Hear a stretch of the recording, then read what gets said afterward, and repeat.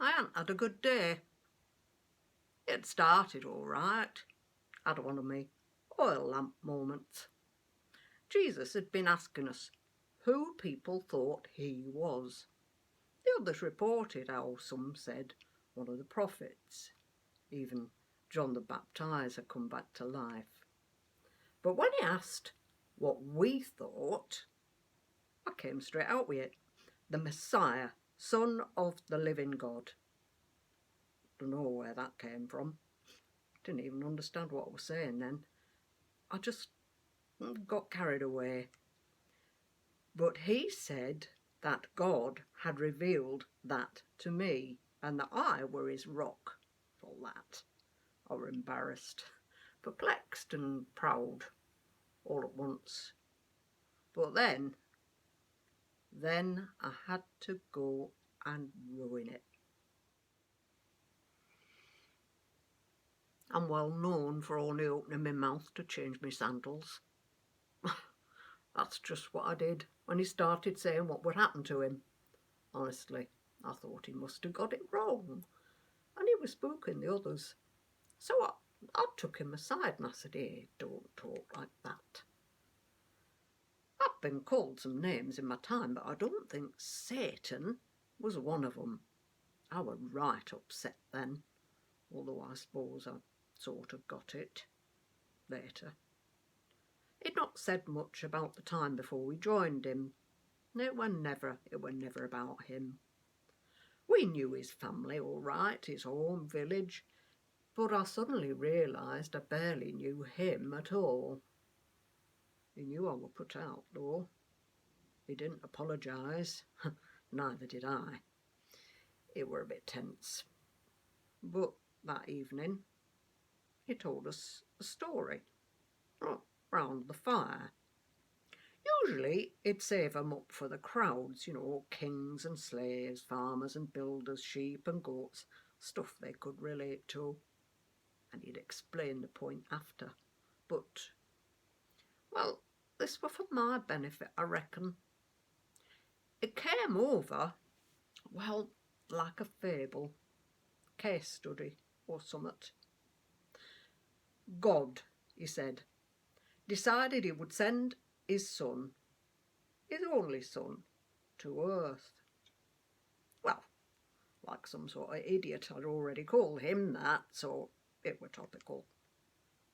The son needed to prepare for the toughest of jobs, changing people's minds about respecting God and fully embracing his ways.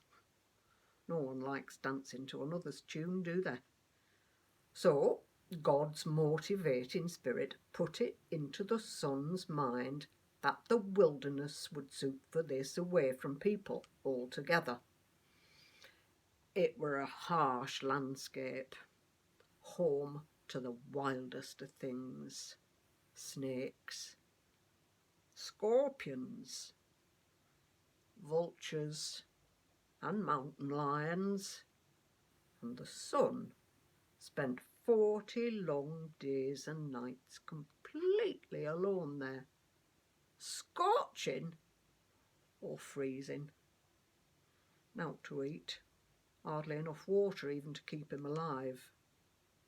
So the son thought he were delirious the first time that Satan appeared and started with the wheedling words. "If you are the Son of God," that were how we began, "turn these stones here into bread." His enemy were an expert in the frailty of the human condition. This poor specimen, why, he must be ravenous. It would have been so easy just to make the bread, whip up a round of locust sandwiches, but the son did not. Nothing daunted then, the enemy returns. The son is barely conscious. The world's spinning before his eyes, and suddenly he fancies himself right on the very apex of the temple roof. This time, as the son looked down, the enemy played on his fears. "If you are the Son of God, why jump. And clever as clever, he quotes from Holy Scripture, reminding him how the angels would never let him come to harm. The Son longed to rid himself of the terror of destruction that went with being earthbound, but instead he dredged up a scriptural riposte telling Satan how testing God is forbidden. Round 2 to the Son. Third time lucky then, thinks Satan, and he whisks his target to a lofty mountaintop. The Son doesn't even know if it's real. But before him lie all the world's mightiest kingdoms. I've got him this time, Satan thinks, smirking. Riches and power never resist. All of this can be yours, he says, if you worship me. The Son contemplates. He knows his enemy is an arch manipulator who knows what drives the children of earth. Let 'em have their fill. Let 'em be invulnerable. Let 'em be top dog, all please themselves, and secretly they'd become his subjects instead of God's. What a coup then, if God's own Son, stupidly condensed into a human life, signs on his dotted line.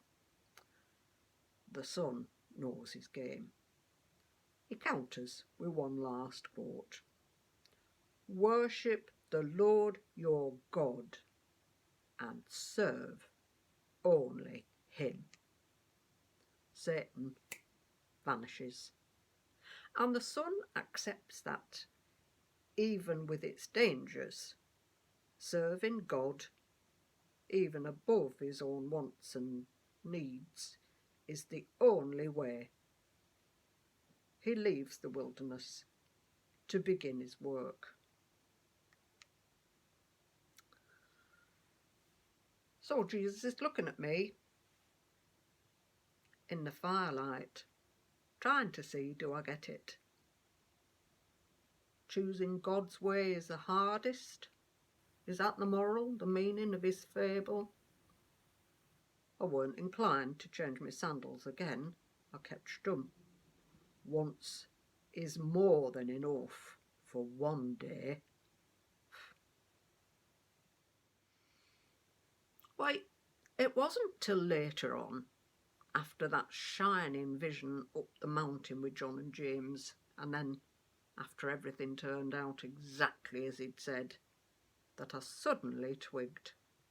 That were not one of his made-up stories at all. That is exactly what had happened to Jesus just before he got our tribe on board. Seems it were not only John the Dipper who got away from it all. Maybe Jesus thought he'd lose the distractions, but like everyone, he had his enemies, God's enemies, even out there.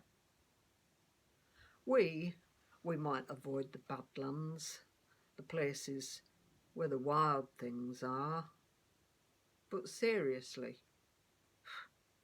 we're every bit as wild and destructive ourselves.